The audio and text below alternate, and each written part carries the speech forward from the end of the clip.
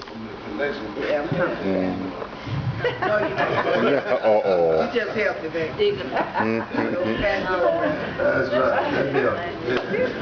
First, giving honor to God and to my loving, beautiful, smartest man in the world, Pastor. All right.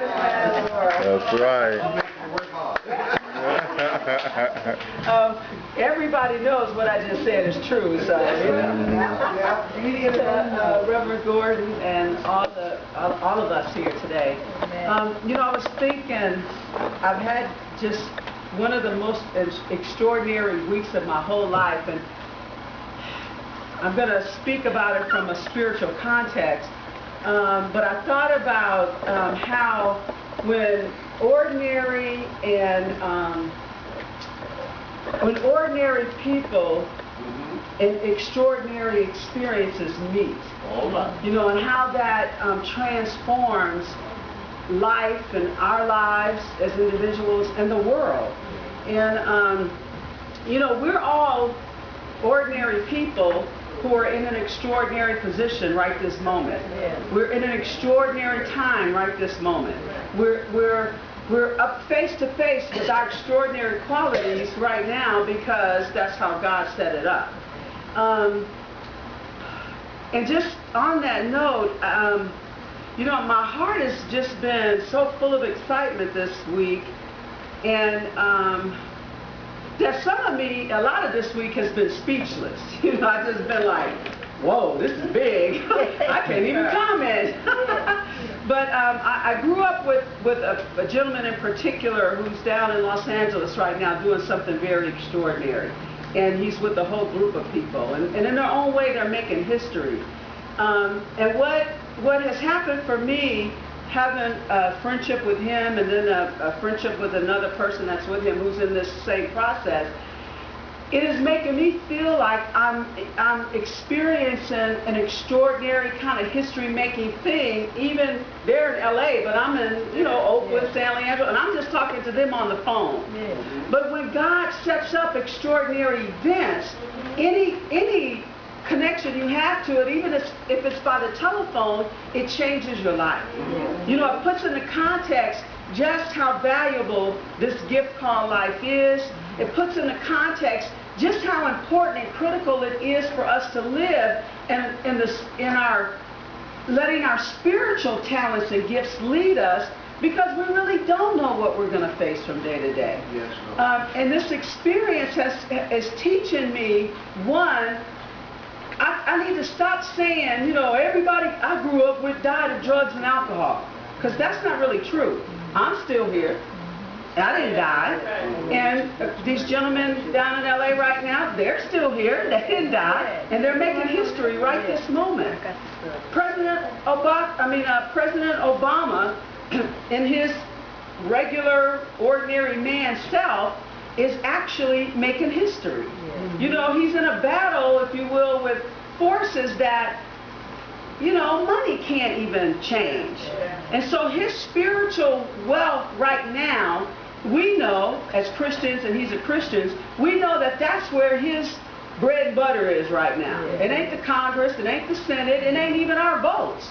Right now, he's in a position that his faith and his belief system in a loving and merciful, caring God, and a son who died and then rose, is his saving grace right now. And because he's a Christian and he's leading our country, we're more comfortable being Christians. We're talking more about our faith and how we walk and what we do and how we talk, because we're being led by a president who's a Christian. Now, who've been around here a long time, we've experienced being in situations where there was so much devilment going on, we couldn't even say the name Jesus Christ. That's right. You know, there was so much devilment going on, we couldn't even really say, well, look, we're supposed to pray before we eat that food. You know that, right? We just be there right along with okay, set up the food, you know, the office parties and all that. We just eat. We say our own individual prayer, but, you know, we've been under the kind of attack and persecution as Christians and in a troubled world that I've been in situations where I knew I needed to have my mouth open and my mouth was shut.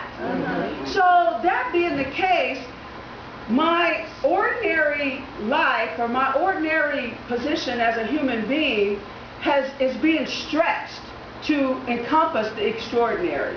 It's being stretched to love in all situations, no matter what.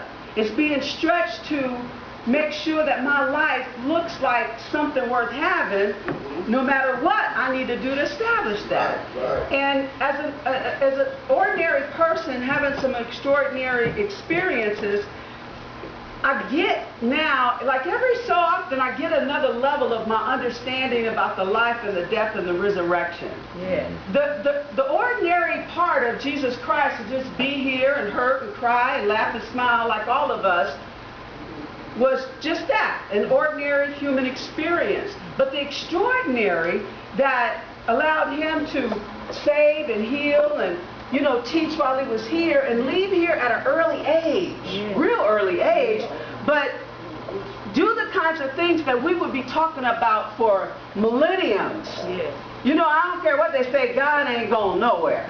Ain't nobody forgot that he's running things, and how he runs things works the best for us.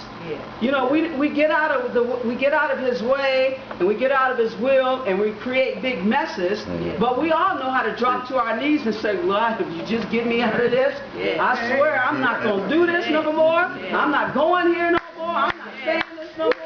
So we know what extraordinary looks like, because we get the gift of getting out of that experience and learning something and then telling somebody else, baby, don't do that one. I did that. Let me tell you how that one how you land on that one.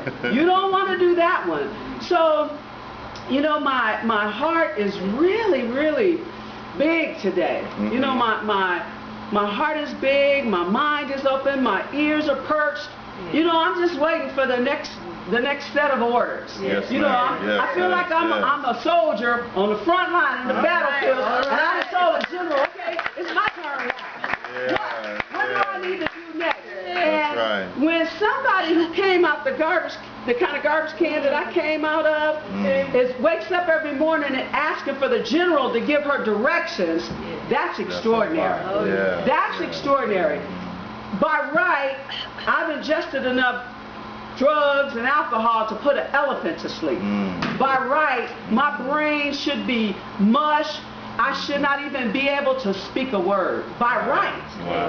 But because of an extraordinary process with God's will in my life and my agreement to accept Christ as my Savior. I'm going to say that again. My agreement. I had to bring something to the table for this relationship to work. I had to bring the willingness to get on my knees and pray and say, God, don't let me die like this. I had to get on my knees and say, okay, no matter what, I'm going to get myself together. And I had to be open to whatever that process is. And I had to drop people along the way. I'm going to be dropping that kind of people as long as I'm here. But that's the extraordinary that we get to live out when we as ordinary people have an extraordinary experience with the kind of God we serve. We didn't come here to be couch potatoes. We didn't come here to, watch everybody else fight the battle and us say, ooh, I'm so glad they did that, because, somebody needed to do that. We're equipped for battle. That's right. When we come in here every Sunday, or when we talk to our pastor and we talk to each other, we think we're talking about whatever's, we think we're just shooting the breeze. But we're not. God is using us to love and care for each other so that when the time comes that we have to make that decision to be a foot soldier, stepping on the battlefield, or to be a couch potato, we choose foot soldier. And we do that because we have been so favored. So favored. So, I'm just in one of the most indescribable experiences I've ever been in my life.